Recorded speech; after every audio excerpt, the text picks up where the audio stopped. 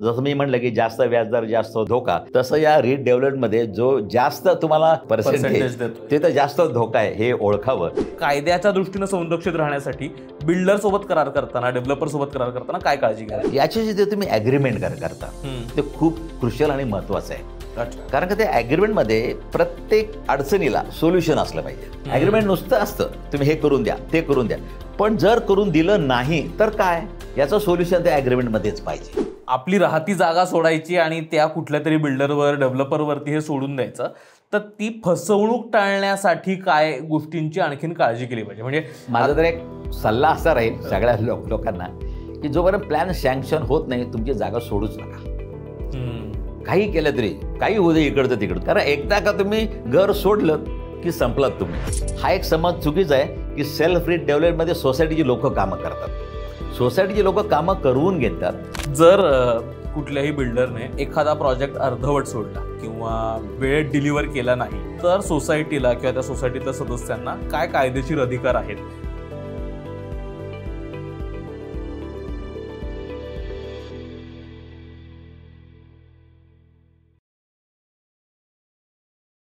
Hello नमस्कार, मी ओमकार जाधव आणि नागरिकशास्त्राच्या पॉडकास्टमध्ये तुमच्या सगळ्यांचं खूप स्वागत करतो. नागरिकशास्त्राचं हे जे भिजत घोंगडं ही पॉडकास्ट जी आपली जी सिरीज आहे, त्यात आपण अशा सगळ्या महत्त्वाच्या विषयांबद्दल चर्चा करतो जे आपल्या आयुष्यात खूप महत्त्वाचे आहेत, पण त्याचा बराच काळ एक भिजत घोंगडं घालून ठेवलं आणि आपल्याला कळत नाही नेमकं काय करायचं त्याबद्दल. आणि असाच आता परत परत चर्चेला जाणारा विषय जो आपल्या सगळ्यांच्या आयुष्यातला खूप महत्त्वाचा आहे, जो परत परत आज नाहीतर उद्या आपल्या आयुष्यात येतो आहे आणि त्याचं काय करायचं, त्या संदर्भातले नियम काय आहेत, काय योग्य रस्ता असू शकतो हे सगळं करण्यासाठीचं, हे सगळं समजून घेण्याचा आपण प्रयत्न करतोय. आणि आपण बोलतो आहोत रिडेव्हलपमेंट या विषयाबद्दल. आपल्यासोबत आहेत विद्याधर अनासकर सर, जे सहकार क्षेत्रातले तज्ज्ञ आहेत, अभ्यासक आहेत. जो महाराष्ट्रातला जो कॉपरेटिव्ह सोसायटीचा जो ऍक्ट आहे तो सरांनी ड्राफ्ट केलाय, ते त्याच्या समितीचे उपाध्यक्ष होते आणि मला वाटतं त्यांची इतकी योग्य व्यक्ती असू शकणार नाही या सगळ्याबद्दल चर्चा करायला. तर स्वागत आहे सर तुमचं. मला वाटतं सुरुवात करायला हरकत नाही. ज्यावेळेस आपण रिडेव्हलपमेंट म्हणतो, मला असं वाटतं त्या एक 2-3 ज्या टर्म्स आहेत त्याच्यामध्ये बरीच गफलत होते. म्हणजे रिडेव्हलपमेंट कशाला म्हणायचं, डेव्हलपमेंट कशाला म्हणायचं, सेल्फ रिडेव्हलपमेंट बद्दलही बोलतो आपण. तर याच्यापासूनच जर सुरुवात करू आपण की नेमकं काय असतं रिडेव्हलपमेंट आणि त्यात ज्या वेगवेगळ्या टर्म्स आपण वापरतो त्यातही काही फरक आहे का? छोटासा फरक आहे. अच्छा. डेव्हलपमेंट याचा अर्थ जे पूर्वीचे जे स्ट्रक्चर आहे ते आहे तसं परत रिबिल्ड करणं. अच्छा. त्यामध्ये कोणतेही त्याला चेंज करायचं नाही. म्हणजे पूर्वीच्या नुसार समजा एक 20,000 स्क्वेअर फूट बांधकाम असेल तर तेवढंच बांधकाम परत एकदा उभं करायचं, त्याला आपण डेव्हलपमेंट असं म्हणतो. ओके. रिडेव्हलपमेंट याचा अर्थ ते जमीनदोस्त केल्यानंतर नवीन नियमाला अनुसरून तुम्हाला जे नवीन जे काही FSI तुम्हाला अलाउड आहे त्यानुसार एक नवीन बिल्डिंग एक तिथं उभं करणं, त्याला आपण रिडेव्हलपमेंट म्हणतो. अच्छा. आणि सेल्फ रिडेव्हलपमेंट याचा अर्थ जे काही हा रिडेव्हलपमेंटचा प्रोजेक्ट आहे हा त्या सोसायटीतल्या सभासदांनी स्वतः राबवणं, कुठल्याही बाहेरच्या बिल्डरला ते अलॉट न करता किंवा त्याच्याशी डेव्हलपमेंट ॲग्रीमेंट न करता तरी स्वतः सगळं आउटसोर्स करून स्वतः सगळी कामं स्वतः करून घेणं. म्हणजे स्वतःच त्या डेव्हलपरच्या भूमिकेमध्ये सोसायटी स्वतः असते. ते डेव्हलपमेंट मॅनेजमेंट नेमते किंवा प्रोजेक्ट मॅनेजमेंट कन्सल्टंट नेमतात किंवा जे काही प्रोफेशनल एजन्सीज आहेत, ॲडव्हायझर असतील, इंजिनियर असतील, आर्किटेक्ट असतील, ते हायर करतात. आपण संपूर्ण ती प्रक्रिया ती सोसायटी स्वतः पार पाडते. त्याला आपण सेल्फ रिडेव्हलपमेंट असं म्हणतो. बरोबर. ज्यावेळेस आता कुठल्याही सोसायटीला, कुठल्याही गृहनिर्माण संस्थेला त्यांचा पुनर्विकास करायचा आहे, रिडेव्हलपमेंटला जायचं आहे, त्यावेळेस त्याचे काय काय टप्पे असतात? म्हणजे एकतर मला हे पण समजून घ्यायला आवडेल की कधी, म्हणजे त्याची एलिजिबिलिटी काय असते, असा काही जाणं अपेक्षित आहे का त्या सोसायटीला, एस्टॅब्लिशमेंटला, आणि त्याच्यानंतर तुम्हाला रिडेव्हलपमेंटला जाता येतं, असं काही नियम आहेत का आणि कशी त्याचे स्टेप बाय स्टेप्स असू शकतात? एक मी तुम्हाला सांगतो, ही सोसायटी म्हणजे सर्व सभासदांनी एकत्र येऊन ही सोसायटी फॉर्म केली. बरोबर. इंडिव्हिज्युअल माणसाला शक्य नाही म्हणून सगळे लोक एकत्र आली. त्यामध्ये एक प्रिन्सिपल आहे जे खूप महत्वाचं आहे. सुप्रीम कोर्टने अनेक केसेसमध्ये समान गरज, कॉमन नीड हा त्या सोसायटीचा आत्मा आहे. त्यामुळे सगळ्यांची गरज जर समान असेल तर कुठली गोष्ट पटकन होऊ शकते. त्यामुळे त्याने असं सांगितलं की तुम्हाला डेव्हलपमेंट, आज मी बिल्डिंग बांधली आणि 4 वर्षात मला पाडायची आहे, तर सोसायटी कॅन डू दॅट. सोसायटीला अजिबात असं म्हणायचं नाही की जुनी बिल्डिंग झाली पाहिजे, नियमात जसं तुम्ही त्या सर्क्युलरमध्ये की 30 वर्ष जुनी. 30 वर्षाची बिल्डिंग असेल तर ती धोकादायक आहे एक. आणि तिचं अनेक लोकांना पूर्वी त्या जुन्या बिल्डिंगमध्ये लिफ्टची सोय नव्हती. वयस्कर लोकांना त्या काळात घेतलेल्या त्यांच्या फ्लॅट्स असतील, आज त्यांचं वय आज जास्त असेल. वयस्कर लोकांना 4-4, 5-5 मजले उतरता येत नाही, जागा कमी आहे, पार्किंगची आज अडचण आहे. पूर्वीच्या काळी एवढ्या गाड्या त्या अंदाजाने घर बांधलं गेलं नाही. त्यामुळे असं एक त्याने हे केलं की जर तुम्हाला सेल्फ रिडेव्हलपमेंटची सवलत पाहिजे असेल, सवलत, तर 30 वर्षाच्या वरच्या इमारतींना ही सवलत लागू होईल. पण तुम्हाला सवलत नको असेल तर सोसायटीने जर ठरवलं की हे पाडायचं, मग सोसायटी कशी ठरवते, काय ठरवते, GB काय, 2/3 हे काय, हे सगळ्या नंतरच्या गोष्टी. पण तुम्हाला 30 वर्षाचा जो क्रायटेरिया आहे तो लागू होतोच असं नाही. सवलत नको असेल तुम्ही कधीही ती रिडेव्हलपमेंट करू शकता, कधी करू शकता. अच्छा. आणि त्याचे टप्पे काय असतात? म्हणजे आता जे ठरलं आमचं की ते आपल्या सोसायटीला 20 किंवा 25 वर्ष झालेली आहेत. असं वाटतंय की जागा कमी पडतीये, सगळ्या कुटुंबाचं ते म्हणणं आहे, सगळ्याच फॅमिलीजचं, आणि पार्किंगची कमी जागा आहे, आणि आता जर रिडेव्हलपमेंटला जायचं ठरतंय, तर आता काय काय टप्प्यांमधनं, म्हणजे एकतर ज्यावेळेस वाढीव आपल्याला जागा मिळणार आहे का, आता काय 500ची जागा आहे, 500चा कार्पेट आहे आणि तो वाढवून आपल्याला मिळतो, हे कुठल्या गोष्टींवरती सुद्धा ठरतं? नाही, सगळ्यात पहिल्यांदा या सोसायटीचं एक जनरल बॉडी मीटिंग असते. जनरल बॉडी म्हणजे आपण त्याला वार्षिक सर्वसाधारण सभा, आपण मराठीमध्ये त्याचं नामकरण, सेक्शन 75 आहे आमच्याकडं. दुसरी एक असते विशेष सर्वसाधारण सभा, सेक्शन 76 मध्ये.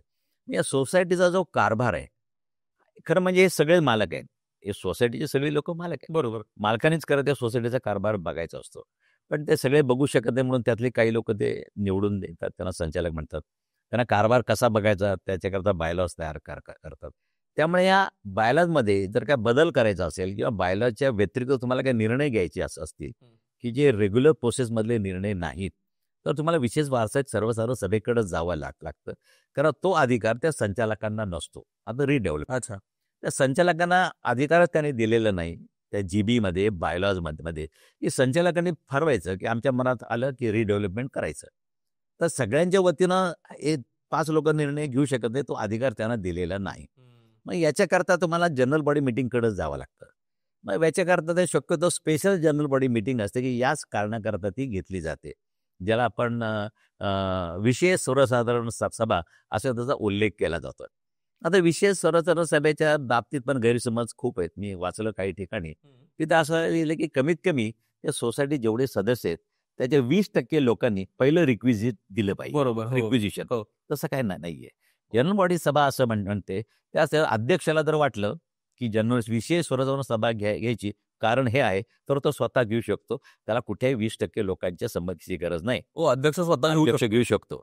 अध्यक्ष नाही घेतलं तर त्याचे जे संचालक मंडळ असतं, व्यवस्थापन समिती असते, त्यातल्या 51% लोकांनी जर ठरवलं मेजॉरिटीने की विशेष सर्वसाधारण सभा घ्यायची, तरी ते घेऊ शकतात.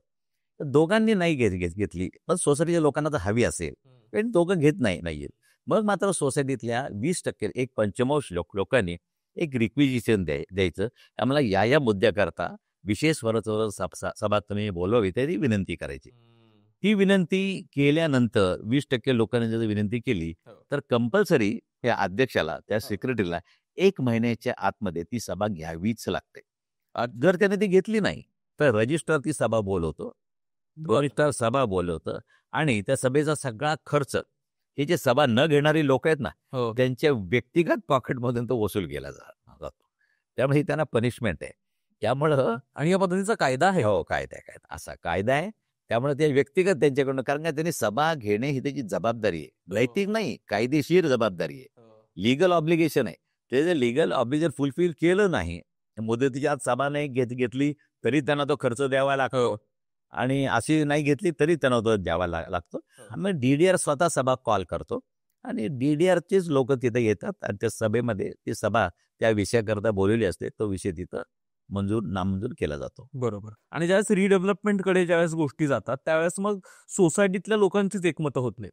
आणि मग कुणीतरी मग बिल्डर घेतो आणि मग मी सगळ्यांचे वाद शमवण्याचा प्रयत्न करतो आणि मग त्यातनं काही गैरप्रकार होण्याची भीती असते. कारण प्रत्येक जणासाठी त्यांचं राहतं घर ज्यावेळेस रिडेव्हलपमेंटला जातं, म्हणजे बिल्डरकडून जरी आपल्याला करायचं असेल तरी बिल्डरच्या भरोश्यावर आपलं राहतं घर सोडायचं, त्याच्यासाठीचा करार करायचा आणि त्याच्या भरोश्यावरती बाबा तू आम्हाला करून दे. इतकी मोठी रिस्क कोणताही माणूस ज्यावेळेस घेतो त्यावेळेस भीती सतत वेगवेगळी ही वाटतं. कारण आपण सतत या बातम्या ऐकतो की काही वेळेत कामं पूर्ण नाही झाली आणि मग अपेक्षित पद्धतीनं त्यांना त्यांच्या फ्लॅटची साईज नाही मिळाली. या वेगवेगळ्या गोष्टी ऐकतो तर त्यात भीती अशी वाटायला लागते की हे आता जर आपल्या बाबतीत असं झालं तर काय करायचं. तर ह्या सगळे जे गैरप्रकार आहेत, या सगळ्या ज्याबद्दलच्या भीती आहेत, त्या टाळण्यासाठी सुरुवातीपासूनच आपण काय खबरदारी घेऊ शकतो? सुरुवातीपासून म्हणजे सगळ्यात पहिल्यांदा या सोसायटीतल्या लोकांचं एकमत करणं, त्यांना कन्सेन्सस म्हणतो. एकमत करणं हे खूप गरजेचं असतं. आणि एकमत कधी होतं? ज्यावेळी त्यांना असं पटतं, या सोसायटीचं नेतृत्व किंवा या सोसायटीच्या रिडेव्हलपमेंट जो प्रोजेक्ट आहे, त्याचं नेतृत्व करणारी व्यक्ती ही बायस नाही आहे, ही कुठेही तिचं कॅरेक्टर चांगलं आहे, ते कुठेही मालापड इंटेन्शननी, दुष्ट हेतूने तिचं रेकॉर्ड समाजातलं हे स्थान चांगलं आहे, त्याच्यावर तो विश्वास असतो. ही व्यक्ती असं करूच शकत नाही, ही चुकीचं काम करणारच नाही. अशी एल्डरली लोकं किंवा संपूर्ण आयुष्यामध्ये चांगल्या परीने आपलं जीवन जगणारी लोकं, अशा माणसाकडे जर हे नेतृत्व गेलं, अध्यक्ष वेगळा असू शकतो, परंतु ही रिडेव्हलपमेंट कमिटी जी फॉर्म केली जाते, त्या कमिटीचे अध्यक्ष वेगळे असतात. तेच असू शकतात, पण वेगळे नेमले जातात. तर रिडेव्हलपमेंट कमिटीला काही जीबी अधिकार देतं. या अधिकार तुम्हाला हे दिलेत. त्यामुळे प्रत्येक वेळी जीबीकडे जायची आवश्यकता नाही. आवश्यकता नाही. नाही.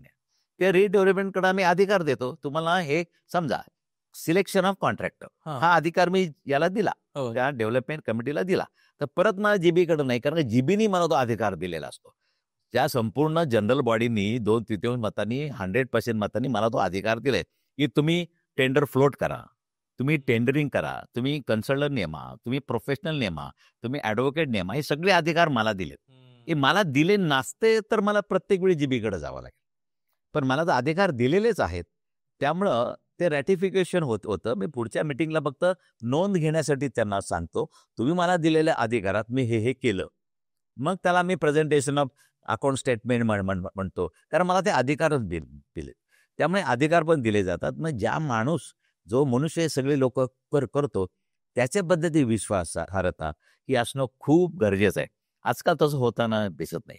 आजकाल ज्याचं समाजामध्ये ट्रॅक रेकॉर्ड चांगलं नाही, अशी व्यक्ती लीड घेताना दिसते. त्यांनी जर एखादा बिल्डर आणला तर निश्चितच सभासदांच्या मनामध्ये संशयाला जागा येते. काहीतरी गैरव्यवहार होण्याची शक्यता आहे. स्वतः करता तरी जास्त जागा तरी घेईल किंवा कट तरी घेईल किंवा काहीतरी यातनं काळबेर असेल. पण हे जर त्यामुळं अनेक वेळेला विरोध होत जातात. ते विरोध लिगली नसतात, पण यांना मनातनं पटत नाही, की जी कोण व्यक्ती आलेली आहे. त्यामुळे ट्रान्सपरन्सी ज्याला आपण म्हणतो, प्रत्येक गोष्टीचं ट्रान्सपरंट ठेवलं, की तुम्हाला ॲडव्हर्टाईज द्यायची आहे. ती व्हर्नॅक्युलर पेपरमध्ये किंवा चांगल्या सर्क्युलेट असलेल्या पेपरमध्ये द्यावी.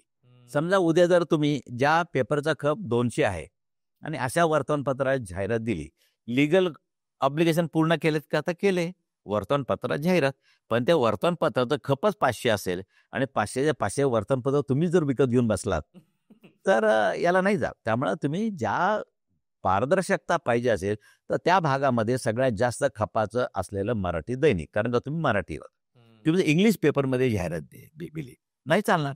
त्यामुळे सिक्युरिटायझेशनमध्ये चक्क ॲक्टमध्ये असं आहे, तुम्ही 2 लँग्वेज, एक व्हर्नॅक्युलर आणि इंग्लिश या जाहिरात दिली पाहिजे. मग लोक काय करतात, एकाच वर्तमानपत्रामध्ये बाजूबाजूला इंग्लिश आणि मराठी देतात. तेही काय त्याला मान्य नाही. इंग्लिश वृत्तपत्रात आणि महाराष्ट्र असेल तर मराठी दिली पाहिजे, गुजरात असेल तर गुजराती दिली पाहिजे, कर्नाटक असेल तर कन्नडी दिली पाहिजे. हा कायदा आहे. कारण जास्तीत जास्त लोकांपर्यंत हे पोहोचलं पाहिजे. हा जर पारदर्शीपणा पाळलात, की कुठेही ॲम्बिग्युटी, संशयाला जागा नाही. तुम्ही तर टेंडर मागवताना जे बीड दिलेलं आहे, ते अत्यंत बारीक गोष्टीमध्ये आणि ती बीडचं सिलेक्शन करण्याकरता सोसायटीच्या कमिटीऐवजी बाहेरच्या 3 लोकांची एक्सपर्ट कमिटीची नेमणूक केली. त्यांचा सोसायटीचे काही संबंध नाही. त्यांचा ट्रॅक रेकॉर्ड आहे, इंजिनियर आहे, ॲडव्होकेट आहे एक आणि एक कुठल्या तरी कॉर्पोरेशनचा खूप मोठा रिटायर्ड अधिकारी आहे. तर त्या लोकांच्या समितीचं सिलेक्शन केलं. मी माझ्या बँकेतल्या सेवकांचा सिलेक्शन, मीच इंटरव्ह्यूला बसलो तर लोकांच्या मनात संशय येतो. बरोबर. पण मी जर बाहेरचं पॅनल जर नेमलं, इंडियन बँकिंग सिलेक्शन बोर्ड तुम्ही करा, तर माझ्याबद्दल एक विश्वासार्हता होते. तर हे खूप या प्रोसेसमध्ये महत्वाचं आहे की ट्रान्सपरन्सी मेंटेन करणं, कुठेही संशयाला जागा न देणं, हे केलं तर मला नाही वाटत की काही अडथळा येतो. नाही, मला हा खूप महत्वाचा मुद्दा वाटतो जो तुम्ही आधी म्हटलात की प्रत्येक गोष्टी जीबीकडे जाण्याची गरज नसते. कारण आता आपण परत परत ना सगळीकडे रिडेव्हलपमेंट बद्दल वेगवेगळ्या कॉन्व्हर्सेशन जे ऐकतो आणि सगळे जे वेगवेगळे एक्सपर्ट सांगतात, आपण परत परत हे ऐकतो की जनरल बॉडीकडे परत जाण्याची गरज आहे. नाही. मग हे नवीन कळलंय खरं तर, ते मला त्यामध्ये बरं आहे. तुम्हाला का सांगतो, मुद्दाम लोकांना माहीत असं म्हणून. हो. जीबीमध्ये एकंदर 3 प्रकारचे विषय घेतले जातात. आज 4 प्रकारचे. पहिला जो विषय असतो, तो विषय मांडल्यानंतर जीबी तर नामंजूर किंवा मंजूर करते. हो किंवा नाही म्हणते. त्याला मतदान होतं. हो. पहिला जो विषय असतो, तर मी समजा जीबी समोर ठेवलेलं ताळेबंद पत्रक, नफा तोटा पत्रक स्वीकृत करणे. मंजूर करणे हा विषय नसतो. अडॉप्शन विषय. तर स्वीकृत करणे. जीबीला ते नामंजूर करताच येत नाही. काही करा तुम्ही. जीबी असं म्हणू शकता, कारण मला अधिकार दिले, त्या अधिकारात मी ते काम केलंय, तर मी तुमच्याकडे स्वीकृत करणे. तर मग स्वीकृतीच करावी लागते. एक्नॉलेजमेंट आहे. स्वीकृत केल्याशिवाय जीबी पुढंच नाही जात. तुम्ही जास्तीत जास्त काय म्हणू शकता, हे मला मान्य नाही, परत एकदा दुसरा चार्टर्ड अकाउंटंट नेमा आणि परत एकदा तो बॅलन्स शीट समोर आणा, पण नामंजूर नाही करू शकत. तिसरा विषय असतो तो फक्त नोंद घेणे. नोंद घेणे म्हणजे काय, मला तुम्ही अधिकार दिलेत, त्या अधिकारात मी काय केलं त्याची तुम्ही नोंद घ्यायची. मी अधिकाराच्या बाहेर केलं असेल तर ते नामंजूर होणारच आहे. आता तुम्ही मला अधिकार दिलेत की selection of contractor, selection of professional, मी हे वकील नेमलेले, ते फक्त नोंद घेणे. आणि चौथी सगळ्यात महत्वाची गोष्ट असते, जी कमिटी असते ती शिफारस करते आणि जीबी ते मान्य करते. पण ती एक्सपर्ट कमिटी आहे, तिने शिफारस केली, समजा की एक 80% जागा यांना द्यायच्या, असं तुमच्या फिजिबिलिटी रिपोर्टनुसार शिफारस केली, तर जीबी त्यांनी शिफारस केल्यापेक्षा जास्त काही मागू शकत नाही. जीबी शिफारस केली, समजा मी पटकन कळेल मग उदाहरण देतो, लाभांश असेल, मी सांगितलं एक 10% लाभांश द्या. जीबी असं म्हणू शकत नाही, सगळे सभासद बसले की आम्हाला 11% द्या, मंजूर एक मताने. जीबी रेकमेंडेशन पेक्षा कमी करू शकते, कारण मी प्रॅक्टिकल फील्डवर आहे. मी 10 म्हटलंय, तुम्ही प्रॅक्टिकल फील्डवर नाही. तुम्ही उद्या एकत्रितपणे म्हणालच मला 15 द्या, पण नाही, तुम्ही रेकमेंडेशन पेक्षा कमी करायचा हक्क जीबीला आहे, वाढवायचा हक्क जीबीला कधी नसतो.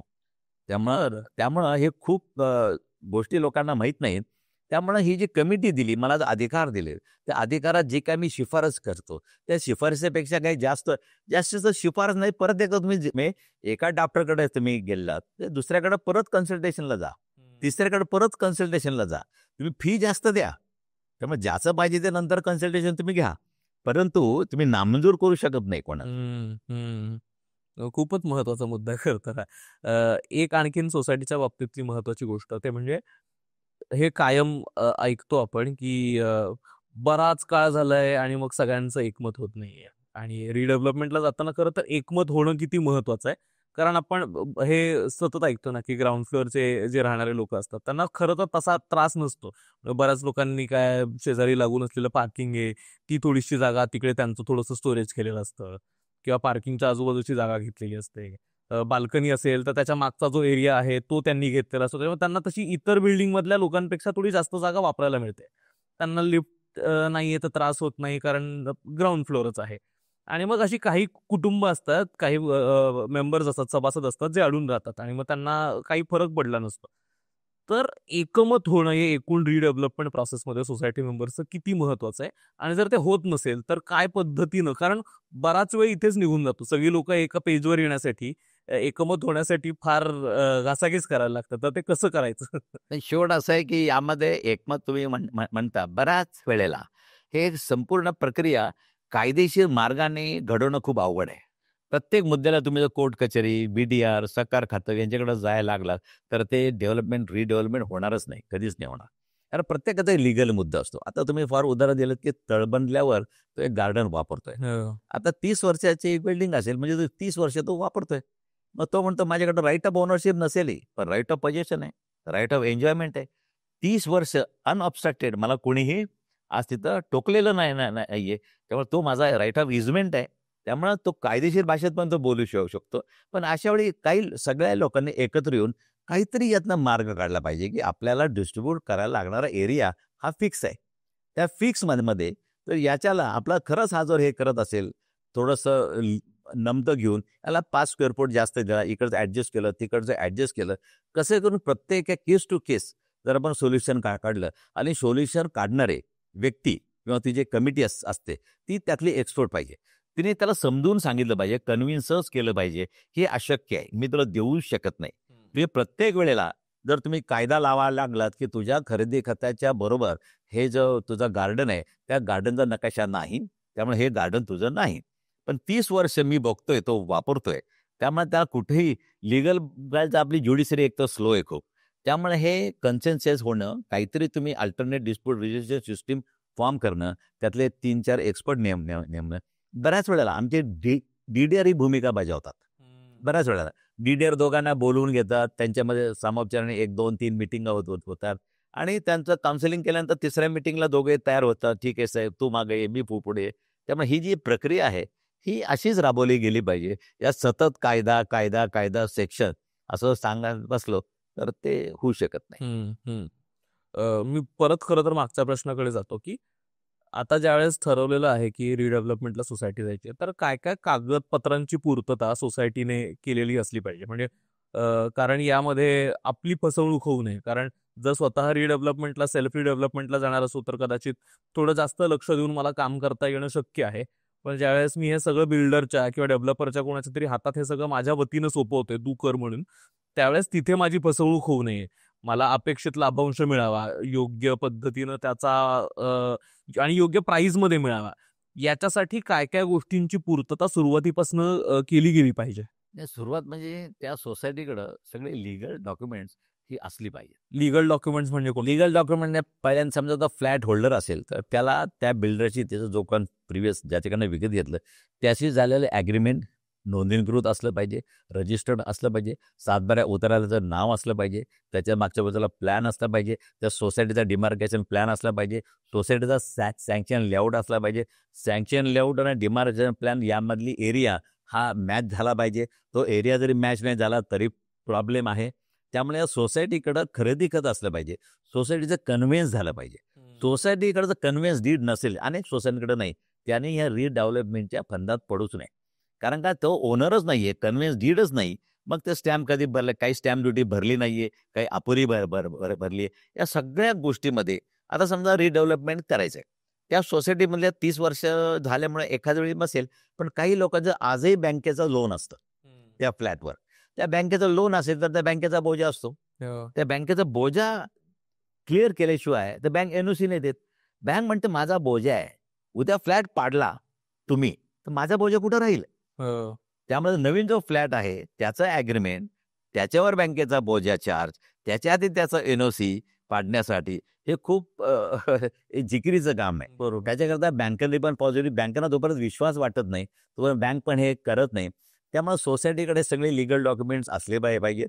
तसंच तुम्ही सोसायटीकडे बघायला जाल तर कन्व्हेन्स डीड नसेल तर डीम्ड कन्व्हेन्सची आज प्रोव्हिजन आलेली आहे. अनेक बिल्डर लोक तुम्हाला कन्व्हेन्स करून देत नाही पूर्वीच्या काळात. का तर त्या सोसायटी त्या भागामध्ये जो काय उद्या FSA मध्ये वाढ होईल, जो काय फायदा होईल तो बिल्डरला मिळत असतो, का ओनरशिप त्याच्याकडे असते. त्यामध्ये कन्व्हेन्स करून देत नाहीत. अनेक वेळेला अनेक बिल्डर अडवणूक करतात. बरोबर. अशा वेळी सरकारने एक नवीन सोय केलेली आहे की तुम्ही DDR कडे अर्ज करा. DDR त्यांना जास्तीत जास्त 1 महिन्याची मुदत देतो आणि 1 महिन्याच्या आतमध्ये जर त्यांनी कन्व्हेन्स केलं नाही तर सरकार तुम्हाला आम्ही डीम्ड कन्व्हेन्स करून देतो. त्यामुळे तिथं कन्व्हेन्स तुमचं पूर्ण होतं.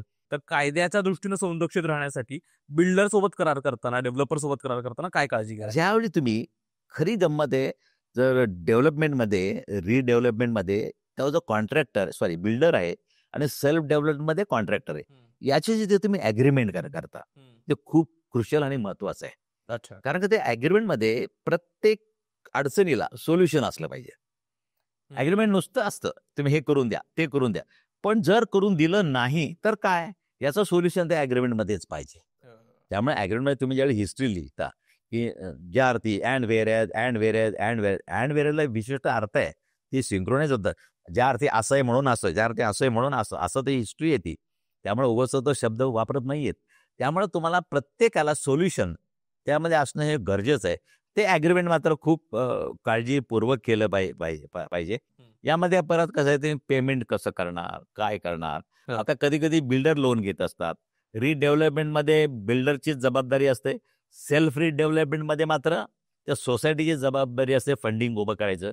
कारण सोसायटीमध्ये बघायला जाल तर कमिटी नेमल्यानंतर पहिल्यांदा सगळ्यात महत्त्वाचं काम असतं तर इनिशियल फंडिंग बरोबर. इनिशियल फंडिंग जमा करणं आणि इनिशियल फंडिंग जमा केल्यानंतर मग पुढं त्या प्रोफेशनलची नेमणूक करणं, मग वेबसाईट क्रिएट करणं, दक्षता समिती, यामध्ये पैसे जे तुम्ही एकमेकाला द्यायचे असतात कॉन्ट्रॅक्टरला, ते मात्र किती टक्के काम पूर्ण झाल्यानंतर दिलं पाहिजे.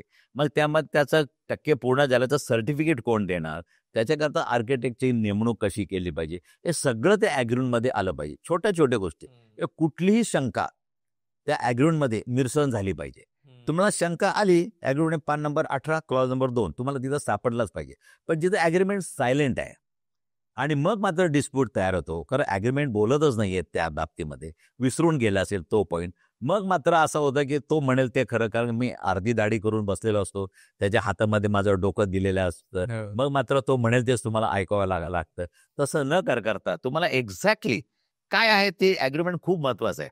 एका ठिकाणी असं घडलेलं आहे, त्याने पाया खणायला घेतला.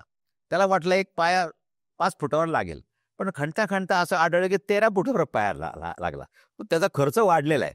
त्याला अपेक्षाच नाहीये, कारण का त्यांनी अंदाज बांधतो, काय ज्योतिषी नाहीये. मग अशा वेळी नेमकं काय हे देखील ॲग्रीमेंटमध्ये पाहिजे. एवढा मायन्यूट कोणी स्वतः विचार करत नाही. त्या डेव्हलपमेंटच्या जोशामध्ये आज कुठं म्हणून याच्या करता अनेक वकील लोक सायटेशन्स, कोर्टात झालेल्या केस लॉज, त्या केस लॉज आम्ही रिफर करतो. आणि यामध्ये कुठं काय अडचण आली, कुठल्या मुद्द्यावरती कोण कोर्टात गेले, त्या दृष्टीने मग त्याचं ॲग्रीमेंट आम्ही फुल फ्लेज आणि परिपक्व असं ते ॲग्रीमेंट होतं. बरोबर. इव्हन बिल्डरची तुम्ही म्हणता की चांगला बिल्डर कसा निवडावा, असं एक खूपच महत्त्वाचा प्रश्न असतो. आपल्याकडे कसं आहे की आमच्याकडे पण मी नेहमी बँकिंगमध्ये असल्यामुळे बँकिंगची उदाहरणं मला जास्त आठवतं. आम्ही ठेवायला जातो, एकच विचारतो, तुझा व्याजदर किती? तो म्हणतो 10. पुजा किती? 10.5. पुजा किती? 11. ठेवून टाका. पण इथं पण तसंच होतं. तू किती देणार? 70%. तू किती देणार? 75. तू किती? 80% देऊन टाका. पण 80% खरंच त्याला परवडणार आहे का? 80% ते देऊ शकेल का? आजपर्यंत त्याचा ट्रॅक रेकॉर्ड काय, त्याचं गुडविल काय, त्याचं नेटवर्क काय, भागीदाराचं नेटवर्क काय, कंपनीचं नेटवर्क काय, कंपनी आजपर्यंत किती प्रोजेक्ट पूर्ण केलेत, किती अपुरे राहिलेत, त्याच्यावर कुठल्या केसेस आहेत का, तो कुठल्या बँकेचा डिफॉल्टर आहे का, त्याचं क्रिसिल रेटिंग काय, आज मार्केटमध्ये क्रिसिल रेटिंग असतं या लोकांचं, त्याचा ड्यू डिलिजन्स. म्हणजे मी तर म्हणतो आम्ही आमच्या कर्जदाराचं ड्यू डिलिजन्स करतो. आम्ही एका चार्टर्ड अकाउंटंटला नेमतो, याचं ड्यू डिलिजन्स दे मला. तसं हा जो कॉन्ट्रॅक्टर आहे, हा जो बिल्डर आहे, याचं ड्यू डिलिजन्स सोसायटीने केलंच पाहिजे. आणि त्या ड्यू डिलिजन्समध्ये त्याचं सगळं येतं, इन्कम टॅक्सही येतं, कुठं डिफॉल्ट आहे, कुठं कन्सेशन आहे, किती वेळा फाईन झालं, किती वेळा हे झालं. तसं ह्या जे कॉन्ट्रॅक्टर आम्ही नेमतो त्याचं संपूर्ण ट्रॅक रेकॉर्ड काय. त्यामुळे तुम्हाला महत्त्व कशाला द्यायचं आहे, पर्सेंटेजला द्यायचं आहे का, त्याचे जे काही गुडविल आहे आज एस्टॅब्लिश तो झाला आहे, 25 वर्षाचं स्टँडिंग ट्रॅक रेकॉर्ड आहे. एखादं न्यू कमर एखाद्या वेळी त्याला 0 प्रॉफिट नको असतो. त्या मार्केटमध्ये एस्टॅब्लिश होण्याकरता तो कुठल्याही गोष्टीला कबूल करतो, कारण का मी नवीन आहे. त्यामुळे नेमकं तुम्हाला काय द्यायचं. एखाद्याचं इमारत त्यांनी 4 बांधलेला दाखवतो, बघायला गेले असताना तुम्हाला लिकेज दिसत असेल, तर 3 वर्षात जर लिकेज तिथं येत आहे, तर तुम्हाला त्याचं तुम्ही एकंदर स्क्रुटिनी कशी कराल त्याच्या व्यवहाराचं, हे खरं ते आमची दक्षता समिती जी सोसायटी नेमते त्या दक्षता समितीचं काम आहे. खरं म्हणजे 3-4 लोक तुम्ही त्यात असतो. त्यामुळे ते पण खूप एक महत्त्वाचं आहे की तुम्ही नेमता कोणाला, कोणत्या मुद्द्यावर नेमता. जसं मी म्हटलं की जास्त व्याजदर जास्त धोका, तसं या रिडेव्हलपमेंटमध्ये जो जास्त तुम्हाला हे देतो पर्सेंटेज देतो ते तर जास्त धोका आहे हे ओळखावं. कारण का त्याला एक तरी तो लॉस करत नाही, तो क्वालिटीमध्ये तरी कॉम्प्रोमाइज करतो. तुम्ही रस्त्याचं पण असंच आहे बघा, कॉर्पोरेशनमध्ये तुम्ही रस्ता बांधायला तुम्ही नीट मोजमाप करायला जाल, इकडनं अर्धा फूट कमी असतो, इकडनं अर्धा फूट कमी असतो. एक 30 फुटाचा रस्ता 29 फुटाचा असतो. त्यामुळे तो कुठेतरी तुम्हाला तो कॉम्पेन्सेट स्वतःचा करून घेतो, कोणी लॉस करून घेत नाही. त्यामुळे हे त्याला शक्य आहे का, त्याच्या भूमिकेत जाऊन जर विचार केला तर काय रिझनेबल आहे, त्यामुळे रिझनेबल हा शब्द खूप महत्त्वाचा आहे. जसं बँकिंगमध्ये त्याचं यात पण आहे रिझनेबल रिटर्न. मला रिझनेबल काय आहे तेवढं मिळायला पाहिजे. आणि मग हे सगळं करून नुसतं तुम्ही जाहिरात देऊन उपयोग नाही, टेंडर बिड प्रोसेस वापरून उपयोग नाही. त्याचं स्क्रुटिनी पण खूप महत्त्वाची आहे असं मला वाटतं. आणि ही स्क्रुटिनी करताना पण वेगवेगळे आणखीन काय पॅरामीटर्स लावले पाहिजे, म्हणजे बिल्डर निवडताना सुद्धा.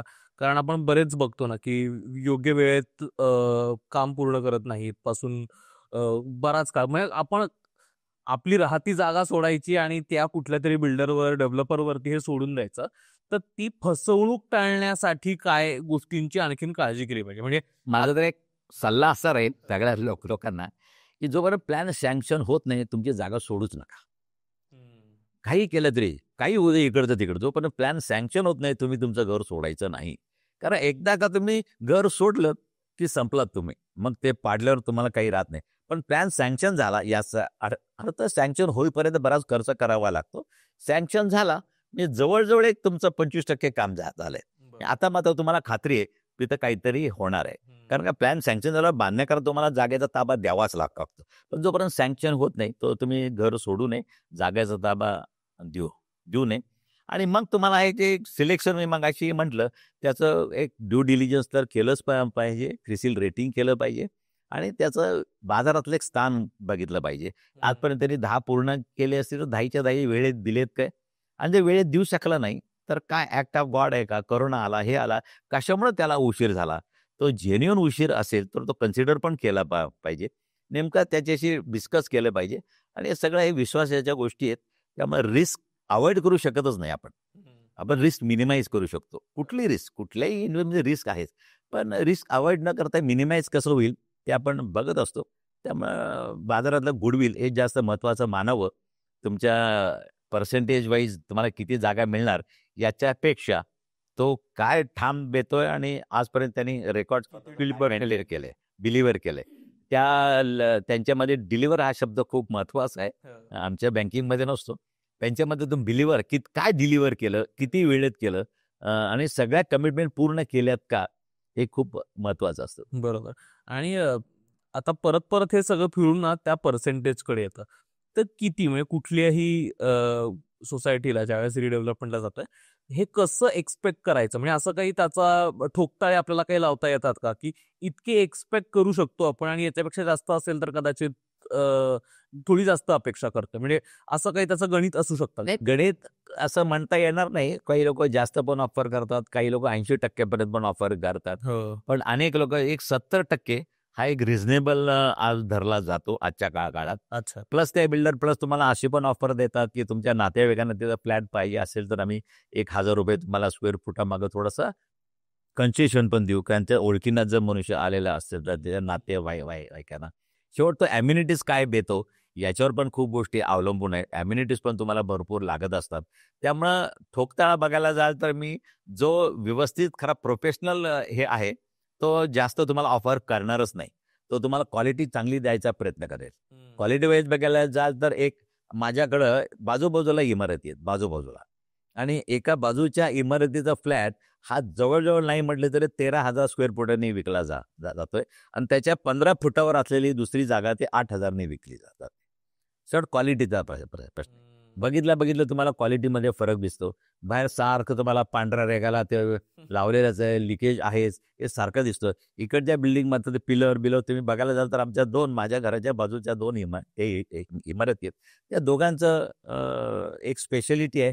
त्यामुळे लोक इथं ₹13,000 घेणं पसंत करतात, नाही याचं नाही. त्यामुळे क्वालिटी बघायची, तर नेमकं तुम्हाला एरिया जास्त पाहिजे. कारण का 70 हा रिझनेबल आजकाल तरी समजलं जातो. आणि ज्यावेळेस आपण रिडेव्हलपमेंटला जातोय त्यावेळेस नवीन ॲम्युनिटीज ॲड करता येतात का? आपल्याला काय समजा सोसायटीमध्ये आधी स्विमिंग पूल एक्झिस्ट करत नव्हता. आता आपल्याकडे समजा असं वाटतंय की जागा आहे आणि सगळ्यांना असं वाटतंय की स्विमिंग पूलची गरज आहे किंवा आणखीन काही नवीन ॲम्युनिटीज ॲड करायच्या आहेत किंवा आहे त्या ॲम्युनिटीज, किंवा आता आधी स्विमिंग पूल होता आणि आता वाटतं की स्विमिंग पूलची गरज नाही. त्यापेक्षा आपण ती जागा आत घेऊ आणि मग त्याच्यात सगळ्यांना थोडी जास्त जागा मिळेल. अशा काही गोष्टी आहे त्या जागेत आपल्याला काय किती मोठे बदल करता येतात? कुठलाही बदल करता येतो म्हणूनच रिडेव्हलपमेंट नाव आहे. री हा शब्द खूप महत्त्वाचा आहे. डेव्हलपमेंटमध्ये हे करता येत नाही. रिडेव्हलपमेंटमध्ये मात्र तुम्हाला आता कोकणात आमची घरं आहेत. कोकणामध्ये जोता असतो, एक जोता. त्या जोत्यावर तुम्हाला घर बांधायला असेल परवानगी, कारण तो जोता ठरवून दिलाय. त्या जोत्यापेक्षा इकडे तिकडे जाल तर तुम्हाला परवानगी नाही, मग परत परवानगी घ्यावी लागते. जोता आहे कसं आहे, रिडेव्हलपमेंट याचा आता तुम्ही काही बदल करू शकता. असलेला स्विमिंग पूल नको, नसलेला परत बांधायचा, काही बदल करू शकता. जे जे तुम्हाला नियमात बसतंय, ज्या ज्या अम्युनिटीच्या फॅसिलिटी आज आहेत कॉर्पोरेशनच्या नियमानुसार, जे काही अथॉरिटी असेल, मग कुठली माडा असेल, जे काही त्यांच्याकडे जी अथॉरिटी सँक्शनिंग अथॉरिटी आहे, त्यामध्ये जे जे काही परवानगी आहे ते तुम्ही सगळं करू शकता. रिडेव्हलपमेंटमध्ये कुठेही तुम्हाला त्याचं बंधन नाहीये काही. आणि जर कुठल्याही सरकारी परिपत्रकातल्या नियमांचं सोसायटीकडनं उल्लंघन झालं, मग ते कोणत्याही पद्धतीनं असो, कारण आता आपण त्याच्याबद्दल बोललो, तर सोसायटीवर काय पद्धतीची कारवाई होते या सगळ्या प्रोसेस? मला तेच लोकांना सांगायचे, परिपत्रक आहे त्यामध्ये 2 प्रकार असतात, एक गाईडलाईन्स आणि एक डायरेक्टिव्स. गाईडलाईन म्हणजे आम्ही त्याला मार्गदर्शक तत्वे असं म्हणतो. मार्गदर्शन, आम्ही त्याला मार्गदर्शन करतो की वेबसाईट तुम्ही ठेवा, मार्गदर्शक आहे. का? अनेक लोक फॉरेनला असतात, सभेला हजर राहू शकत नाही, सभेमध्ये काय झालं त्यांच्यापर्यंत पोहोचत नाही, मग ते आरडाओरड करायला लागतात. ट्रान्सपरन्सी राहावी म्हणून वेबसाईट, प्रत्येकाचं डॉक्युमेंट वेबसाईटवर येतं. दक्षता समिती, भांडणं. पण तुम्ही जर नाही नेमली दक्षता समिती, तुमचं भलं तुमच्यापाशी नाही नेमली तर नाही नेमली, त्याच्याने कायद्याचं उल्लंघन झालं म्हणून तुम्हाला दंड, पेनल्टी असं काही नसतं.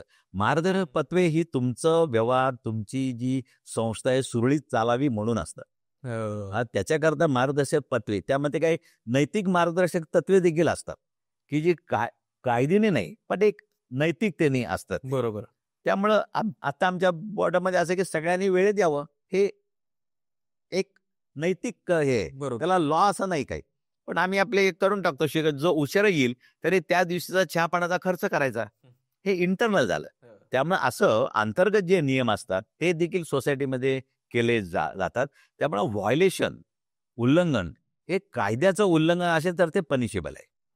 कायद्याचं ऍक्टमधलं, परिपत्रकातल्या गाईडलाईनचं उल्लंघन हे नाही, हे त्याला शिक्षा नाहीये कुठं काही. बरोबर. रिडेव्हलपमेंटसाठी, पुनर्विकासासाठी सोसायटीच्या बायलॉजमध्ये बदल करण्याची गरज असते का? बायलॉजमध्ये बदल करायची गरज नसते, पण एखाद्या बायलॉज मध्ये जर रिडेव्हलपमेंटला रिस्ट्रिक्शन असतील की बाबा बंगल्यातच राहायचं किंवा जास्तीत जास्त 2 मजल्याच्या वरती बिल्डिंग बांधायचीच नाही, त्या सोसायटीचं स्वरूप त्यांना तसं ठेवायचं असतं, तर अशा वेळी मात्र तुम्हाला बायलॉजमध्ये बदल करावा लागतो. पण रिडेव्हलपमेंट पाठी, कारण का 2/3 मताने जे जे काही तुम्ही ठरवता ते सगळ्या गोष्टी हे अमेंडमेंट टू बायलॉजच असतात. कारण का जसं एखादा 4 पार्टनर आहेत, पार्टनरशिप डीड तुम्ही केलं, बरोबर, 4 लोकांच्या सह्या असतात. त्या 4 लोकांनी म्हणतात सह्या करून काही ठरवलं तरी ते ओरिजिनल पार्टनरशिपला अमेंडमेंटच आहे, कारण 4ही लोकांच्या सह्या इथं पण आहेत. समजा त्या ॲग्रीमेंट तुमच्या पार्टनरशिपमध्ये आहे, कोणी 2 लोकांनी सह्या करायच्या आणि तुम्ही त्या 4 लोकांनी सही करून इथं सांगितलं बँकेला की फक्त 1 नंबरचं सही करेल, that is treated as amendment to original partnership, कारण ती 4 लोक इथे. त्यामुळे जी लोक बायलॉज मंजूर करतात त्या सगळ्या लोकांनी जर ठरवलं परत एकदा 2/3 लोकांनी, त्यामुळे अमेंडमेंटच आहे ती, फक्त ती तुम्हाला रेकॉर्डवरती आणावी लागते, बायलॉजमध्ये काढून दुसरं हे करावं लागतं किंवा ती अमेंडमेंट रद्द करावी लागते. आणि मी आता याच्याबद्दलच बोलतोय म्हणून एका सभासदाचे समजा एकाच बिल्डिंग मधले मल्टिपल फ्लॅट्स आहेत, म्हणजे काय आम्ही आता याच्या आधी आमचं जे ऑफिस होतं तिथे सुद्धा त्या फॅमिलीचेच मिळून 4 घरं होती आणि मोजून 6 ते 8 घरांची ती बिल्डिंगच होती, तर जवळपास निम्म्यापेक्षा जास्त त्यांचीच घरं आहेत. तर त्यांना ज्यावेळेस या मीटिंग्स असतात, ज्यावेळेस त्यांच्या सभासदाचा अधिकार मत देण्यासाठी ज्यावेळेस येतं, त्यावेळेस पर फ्लॅट त्यांचं मत वेगळं असतं का पर व्यक्ती असतं? ते सोसायटीमध्ये पर व्यक्ती असते, मेंबरला महत्व आहे. कारण का माझा जो कोऑपरेटिव्ह सोसायटी ऍक्ट आहे तो मेंबर भोवती फिरतो, राऊंडेड होतो. त्यामुळे माझ्या नावाचं 3 फ्लॅट असतील माझ्या नावावर, तरी मला मत एकच आहे, 1 मॅन 1 वोट. 3 फ्लॅटचं मला 3 मतं नाहीत अजिबात, पण 3 फ्लॅट म्हणजे वेगळ्या नावावर असतील, माझ्या नावावर, मिसेसच्या नावावर, माझ्या मुलीच्या नावावर, तर आम्हाला 3 मतं आहेत. ती व्यक्ती वेगळ्या पाहिजे. बरोबर. त्यामुळं असं एका व्यक्तीला 1 मॅन 1 वोट हेच तिथं आहे.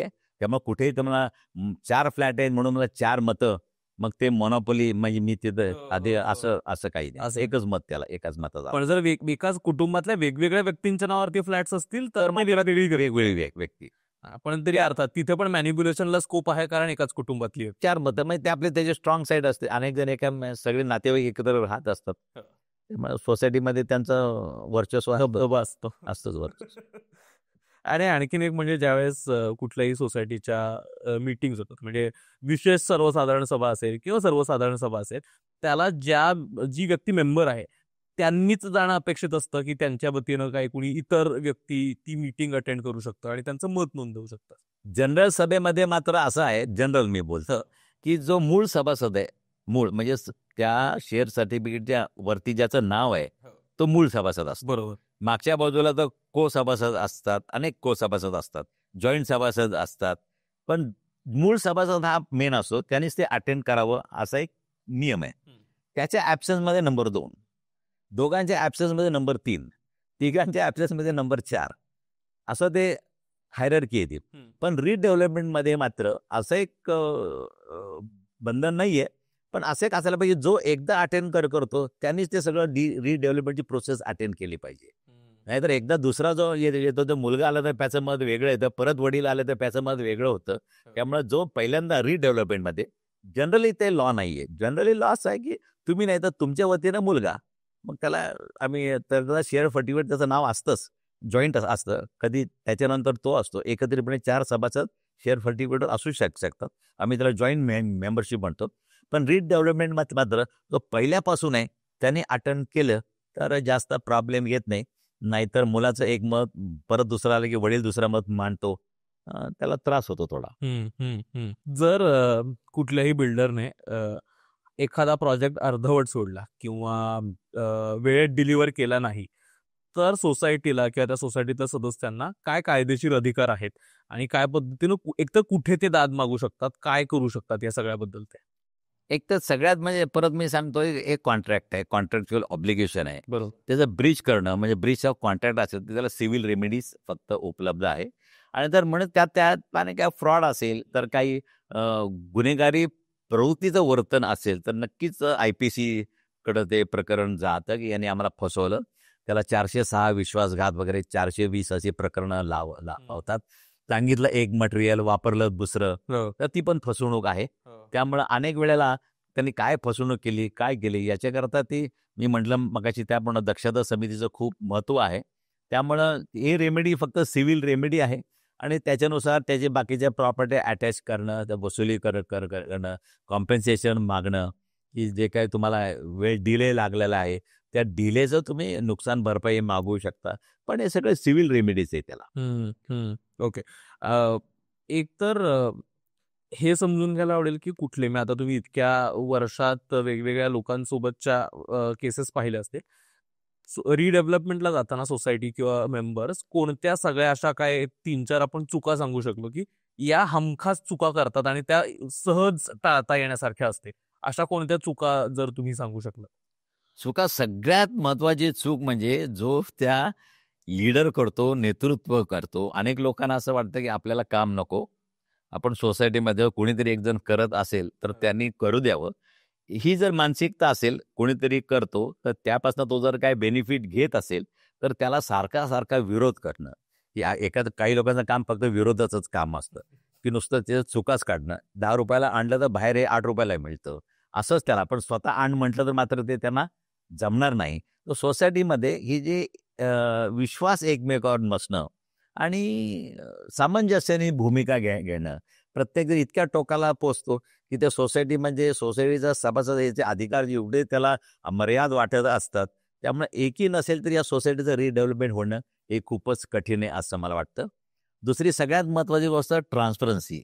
जे काही तुम्हाला प्रोसिजर दिलेली आहे, ती कमिटी स्थापन करायची, त्याच्यानंतर इनिशियल फंडिंग करायचं, वेबसाईट तयार करायची, हे तुमच्या भल्याकरता दिलंय. त्या सगळ्या प्रोसेस तुम्ही ट्रान्सपरंटली जर केल्या, बऱ्याच वेळेला असं असतं ना, माझ्यावर विश्वास आहे लोकांचा. मी करेल ते लोक ऐकतात. हा एक कॉन्फिडन्स असतो. पण नेमकं तुम्ही तिथंच फसता आणि मग नेमकं कोणतरी येतो मग काहीतरी सांगतो, मग तुम्ही ही जी प्रोसिजर फॉलो केली नसते, ती संशयाच्या फेऱ्यात अडकते आणि मग तक्रार अर्ज सुरू होतात. आणि तिसरी सगळ्यात महत्त्वाची गोष्ट म्हणजे आपल्याला किती बेनिफिट मिळतो, हा रिझनेबल आहे का नाही, याचा कोणी विचारच नाही करत. तो 70 देतो, हा 75 देतो. पण तो रिझनेबल आहे का, तो देऊ शकतो का, आणि त्याची क्वालिटी काय याचा विचार कोणी करत नाही. सगळेजण जास्तीत जास्तच्या मागं लागतात.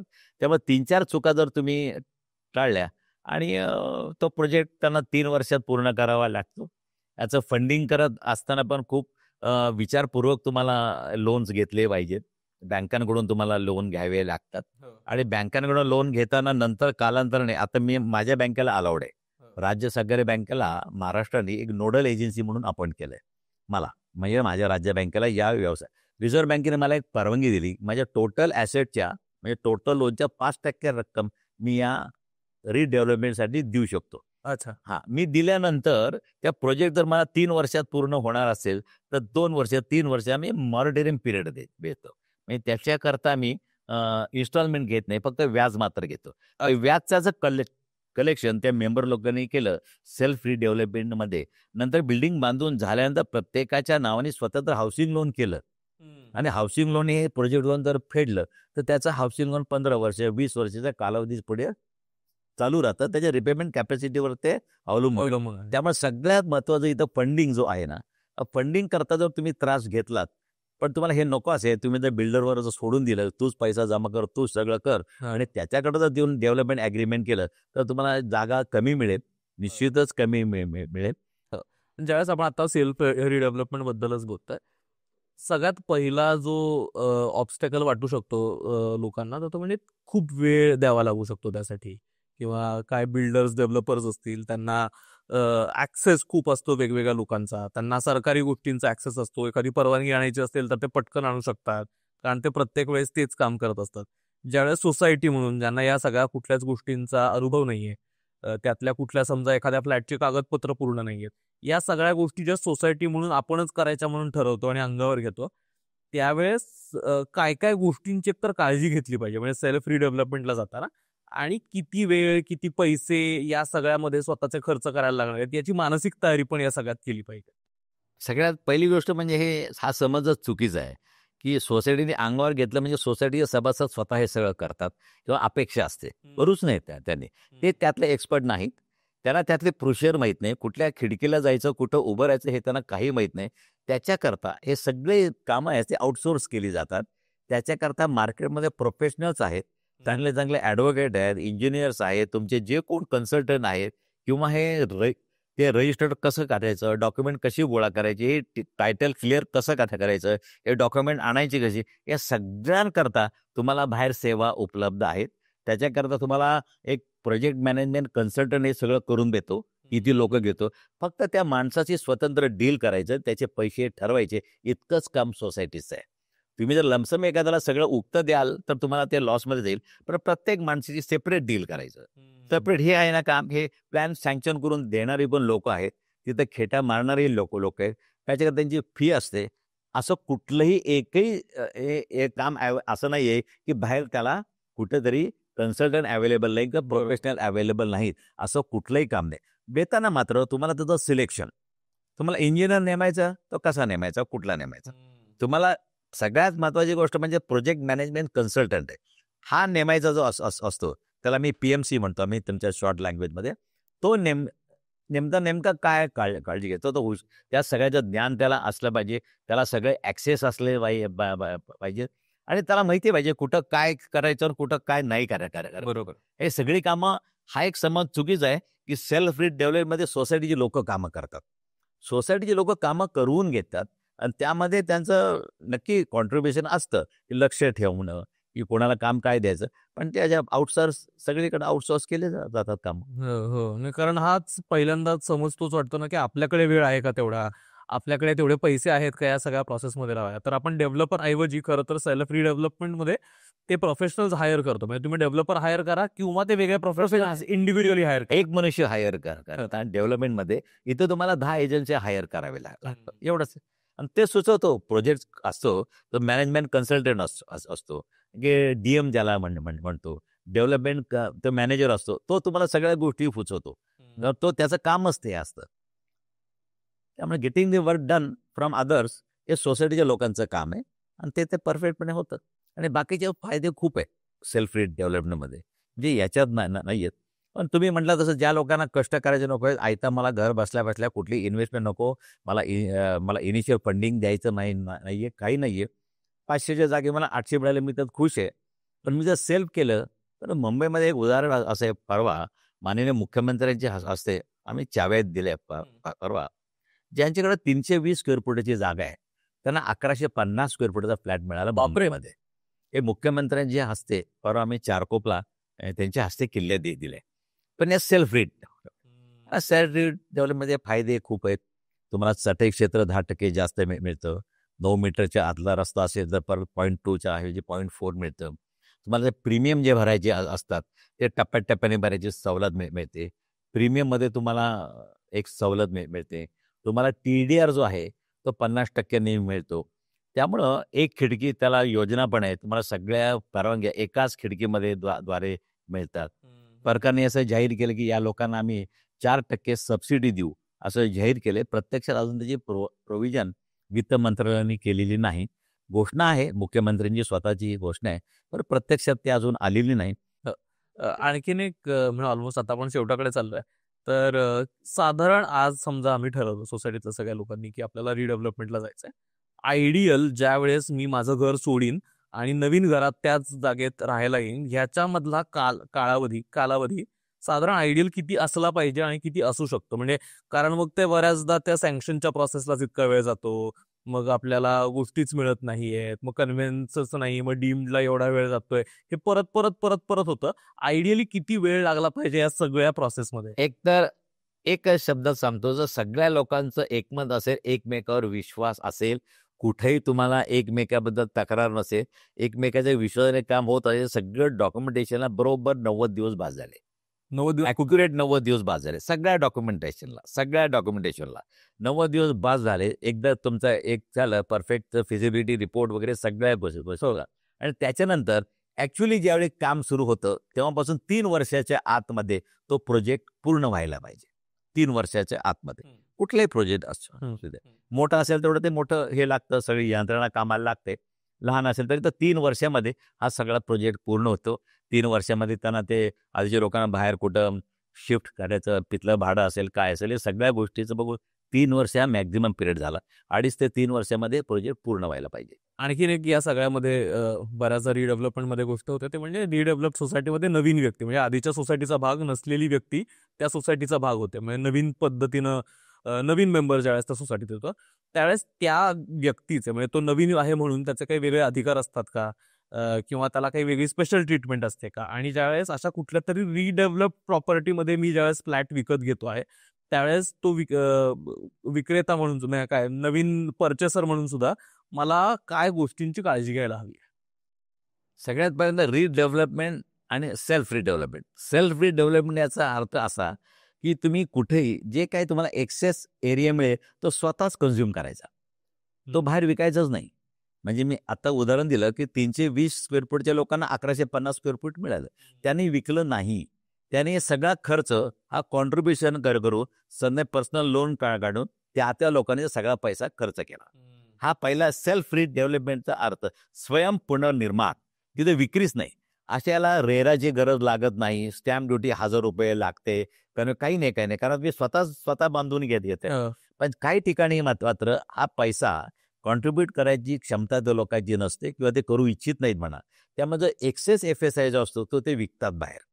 तर विकल्यानंतर जो कोण नवीन मनुष्य जो विकत घेतो, यात पण एक लिगली गडबड आहे. आधी सोसायटी का आधी फ्लॅट मेंबर का आधी फ्लॅट, त्यामुळे खरं त्याला काही ठिकाणी आधी नॉमिनल मेंबर करून घेतात, मग नॉमिनल मेंबर करता फ्लॅट नाहीये तो आम्ही बांधतोय म्हणून ते उलटं दाखवतात. काही ठिकाणी तो फ्लॅट विकला जातो आणि विकला गेल्यानंतर त्याला नवीन सभासद करून घेतलं जातं. आणि सभासद म्हणजे या दोघांच्यातला एक करार आहे, तो सभासदत्वाचा करार आहे. त्यामुळे नवीन जरी फ्लॅट घेतला तरी त्याला सोसायटीचे बायलॉजमधले जे अधिकार आहेत ते सगळे त्याला ॲप्लिकेबल होतात. तो आधीचा सभासद नाही, नवीन सभासद आहे म्हणून त्याला वेगळे राईट अजिबात नाही. तो सभासद होतो, तुमच्या कुटुंबामध्ये नंतर येतो. पण ते एक्सेस फ्लॅट विकून काही या सोसायटीचं असंच आहे की एक्सेस फ्लॅट विकतात, एक्सेस FSI, आणि त्यातनं आलेल्या पैशातनं बँकेची लोन रिपे करतात. तिथं मात्र तुम्हाला कमर्शियलनुसार स्टॅम्प ड्युटी लागते. तिथं तुम्हाला स्टॅम्प ड्युटीमध्ये कन्सेशन मिळत नाही. आता यामध्ये आम्ही त्याला CRE म्हणतो, कमर्शियल रिअल इस्टेट, आणि स्वतः जर कन्झ्युम केलं तर RBIने त्याला CREH म्हटलंय, कमर्शियल रिअल इस्टेट हाऊसिंग. इथं मात्र तुम्हाला तर कमर्शियलचा रेट लागत नाही, पण इथं मात्र तुम्ही विक्री करता, मग ॲज गुड ॲज तुम्ही बिल्डरच्याच भूमिकेत जाता. सोसायटी बांधकाम व्यावसायिकाच्या भूमिकेत जाते. बांधकाम व्यावसायिक काय करतो? बांधून विकतो. सोसायटीचं काम तसं नाहीये खरं. पण सोसायटी काय करते, मी मगाशी म्हटल्यानुसार आधी नॉमिनल मेंबर बनवते, किंवा नवीन मेंबरशिपला ते अर्ज करतात, त्यांची विक्री होते. त्यामध्ये पण खरं पारदर्शीपणा असला पाहिजे. तुम्ही जाहिरात दिली पाहिजे. जो हायेस्ट बिडर आहे, सोसायटी स्वतःची मालमत्ता विकू शकते बाहेर, त्यामुळे हायेस्ट बिडरलाच ते विकलं पाहिजे. नंतर त्याला सभासदत्व दिलं पाहिजे, आणि त्याला सभासद सगळे हक्क जे जुन्या लोकांना आहेत तेच त्याला हक्क लागू होतात. केवळ तो नवीन आहे म्हणून त्याच्या हक्कामध्ये काही बदल होत नाही किंवा कमी होत नाही. बरोबर. आणि मी जर नवीन पद्धतीनं त्या सोसायटीचा मेंबर होणार असेल आणि तो फ्लॅट विकत घेणार असेल, तर अशा काही वेगळी काळजी घेणं अपेक्षित आहे का या सगळ्यात? एक तर टायटल परत आलंच की आपल्या वकिलांनी टायटलच बघितलं पाहिजे. रिडेव्हलपमेंटमध्ये खरं म्हणजे सगळं टायटल पूर्ण केलेलंच असतं, काही केलेलं नसतं असं नाही. एक त्या सोसायटीच्या प्रॉपर्टीवर कोणाचा बोजा आहे का, चार्ज आहे का, बँकेचं लोन किती आहे, काय किती आहे, म्हणजे ते कधी कधी अख्खा प्रोजेक्ट बँकेकडे असतो. बरोबर. त्यामुळे तो फ्लॅट विकताना बँकेची NOC खूप गरजेची असते. आणि कधी कधी बँकेचा क्लॉज असतो, याचे जे काय पैसे आहेत ते बँकेच्या नावाने आले पाहिजेत. त्यामुळे तो क्लॉज नीट वाचला पाहिजे. म्हणजे तुम्ही त्या सोसायटीचं नाव आणि त्या बँकेचं नाव, म्हणजे राज्य सहकारी बँक अकाउंट ऋतुरंग सोसायटी असं चेक काढला पाहिजे. म्हणजे तुमचं आपाप तर त्या नावाने चेक गेला, त्या बँकेची NOC तुम्हाला आपाप मिळते त्याला, कारण बँकेची सेपरेट NOC असतेच, पण त्याचं कन्सिडरेशन हे बँकेकडे पास ऑन झालं पाहिजे. म्हणजे तेवढा जो बोजा आहे तो बँक तुमच्या रिलीज करते त्या प्रॉपर्टीवरचा, आणि आपाप तुम्हाला ते प्रॉपर्टी फ्री फ्रॉम ऑल इन्कम्बरन्सेस, आम्ही त्याला बोजा म्हणतो, इन्कम्बरन्स त्याच्यावर राहत नाही. ही खूप काळजी घेतली पाहिजे विकत घेणाऱ्यांनी. येस. खूप खूप आभार सर तुमचे. म्हणजे आम्ही याच्या आधी सुद्धा अमुक वरती रिडेव्हलपमेंटवरती एपिसोड केले होते, आणि बऱ्याचदा होतं असं की आता आपण ज्या पद्धतीनं आजूबाजूला रिडेव्हलपमेंटचे प्रोजेक्ट्स बघतो आहे, पुण्यात असेल, मुंबईत असेल, इतरही शहरांमध्ये असेल, आता खूप जण रिडेव्हलपमेंटकडे चालली आहेत, आणि बरेच प्रश्न पडतात कारण त्याबद्दलच्या छोट्या छोट्या गोष्टी माहीत नसतात. आपले स्वतःचे अधिकारही काय आहेत, त्याच्यामध्ये आपली फसवणूक होऊ नये ही सुद्धा भीती वाटत असते. तर खूप खूप आभार तुमचे, तुम्ही जो वेळ दिला. थँक्यू. तुम्हाला आजचा एपिसोड कसा वाटला नक्की कळवा. तुम्हाला आणखीन रिडेव्हलपमेंट बद्दलचे काही प्रश्न असतील तर जरूर कॉमेंट्समध्ये टाका.